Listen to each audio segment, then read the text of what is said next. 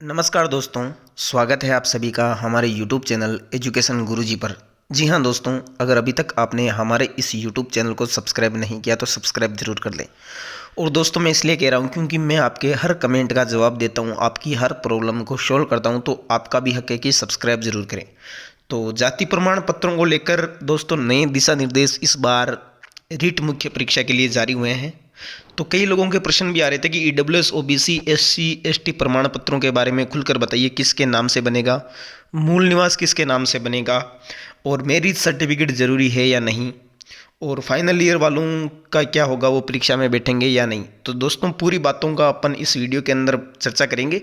उसके अलावा भी अगर आपका कोई सब्जेक्ट रह जाता है सवाल तो आप मुझे कमेंट में बताइए, मैं उसका जवाब दूंगा। और चैनल को सब्सक्राइब तो आपको करना ही है। तो सबसे पहले बात कर लेते हैं दोस्तों ओबीसी सर्टिफिकेट की। तो देखिए दोस्तों, लिखा हुआ है, जो चौथा नंबर जो ऊपर दिया हुआ है ना, उसका आप 2 नंबर देखिए कि अगर आप क्रीमी लेयर नहीं हो तो आपका प्रमाण पत्र 1 वर्ष के लिए मान्य होगा। अगर क्रीमी लेयर नहीं हो तो एक बार क्रीमी लेयर नहीं होने का प्रमाण पत्र जारी होने के उपरांत अगर अभ्यर्थी आगामी वर्ष में भी क्रीमी लेयर नहीं है तो ऐसी स्थिति में उसे सत्यापित शपथ पत्र लेकर पूर्व में जारी प्रमाण पत्र को ही मान लिया जाएगा। ऐसा अधिकतम 3 वर्ष तक किया जा सकता है। यानी दोस्तों कहने की मतलब ये कि अगर आपका ओबीसी प्रमाण पत्र 1 साल पुराना है तो या तो आप नया बनवा लीजिए, और अगर आप नया नहीं बनवा रहे तो एक शपथ पत्र आता है, उस शपथ पत्र के आधार पर आपका प्रमाण पत्र है वो 3 साल तक जारी रहेगा। तो ये हो गया आपके ओबीसी का, यानी ओबीसी के प्रमाण पत्र की वैधता हो गई 1 साल, और आप उसे 3 साल तक भी चलवा सकते हैं अगर शपथ पत्र देते हैं तो, वरना वो आप नया भी बनवा सकते हैं। अब आगे बात कर लेते हैं दोस्तों एससी और एसटी। ठीक है, तो दोस्तों ये देखिए 1 नंबर पॉइंट पर दिया गया कि अनुसूचित जाति जनजाति के लिए जारी किए गए प्रमाण पत्रों की अवधि जीवन पर्यंत होगी। यानी अगर आपका एक बार एससी एसटी बन गया है तो अब आपको बनाने की जरूरत नहीं है। ठीक है, बिल्कुल। और एक और बता दूं, पैरा 6 में देखिए दोस्तों कि अनुसूचित जाति जनजाति शहरी या आदिम जनजाति का प्रमाण पत्र सक्षम अधिकारी द्वारा जारी किया हुआ होना चाहिए।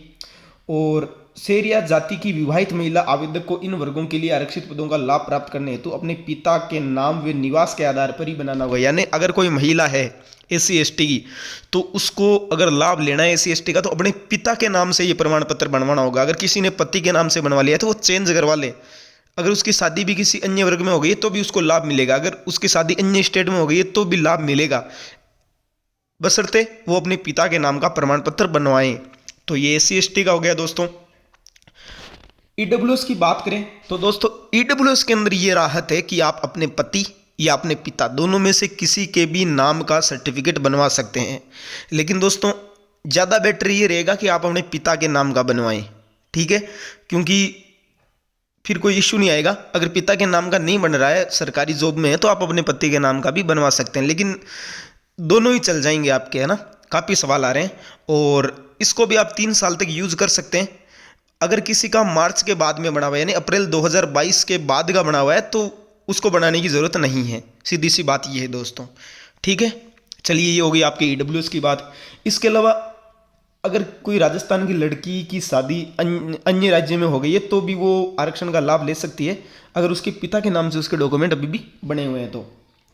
मूल निवास को लेकर बहुत ज़्यादा न्यूज़ आ रही है दोस्तों, तो मैं बता देता हूँ दोस्तों। मूल निवास आप अपने पति के नाम का बनवाएं, वहीं से बन जाएगा। पिता के नाम का भी बना सकते हैं, लेकिन पति के नाम का बनवाएं तो वो भी चल जाएगा, कोई दिक्कत वाली बात नहीं है। तो आप अपने पति के नाम का मूल निवास बनवा सकते हैं। इसके अलावा मैरिज सर्टिफिकेट दोस्तों, अगर आप मैरिड हो और आपकी मैरिज सर्टिफिकेट नहीं बना है तो या तो आप अनमेरिड कर दीजिए, लेकिन बाद में इशू आएगा। इससे बेटर यही है कि अभी 1 महीने का टाइम पड़ा है और आप अपना मैरिज सर्टिफिकेट बनवा लें, 5-7 दिन के अंदर वो बन जाएगा। आप ग्राम सेवक के पास जाइए और कोर्ट से एक फॉर्म लीजिए तो बन जाएगा, वो कोई दिक्कत वाली बात नहीं है। तो आराम से बनवा लीजिए। किसी की शादी पहले हो गई है तो आप ये देख लीजिए आप 18 और वो 21 की कब हो रही है ना, मतलब आप 21 के और वो 18 की कब हो रही है, तो दोनों की डेट एक मिला के उस हिसाब से कर लीजिए। तो उस हिसाब से आप अपना मैरिज सर्टिफिकेट बनवा लीजिए। इसके अलावा दोस्तों फाइनल ईयर वालों के मैसेज आ रहे हैं, तो मैं बता दूं कि बीएसटीसी वालों का तो जो रिजल्ट है वो अभी जनवरी माह में 1 वीक में जारी हो जाएगा। तो आप निश्चित रूप से परीक्षाओं के अंदर शामिल हो। और बीएड का यूनिवर्सिटी के आधार पर होता है कि कौन सी यूनिवर्सिटी 19 जनवरी से पहले रिजल्ट जारी कर देती है। अगर रिजल्ट जारी नहीं होगा तो आप शामिल नहीं हो पाओगे। इसके अलावा भी अगर आपका कोई सवाल बाकी है तो मुझे कमेंट बॉक्स में ज़रूर बताएं और चैनल को सब्सक्राइब ज़रूर करें दोस्तों, अगर आपको लगा कि मैंने सही जानकारी दी है। धन्यवाद।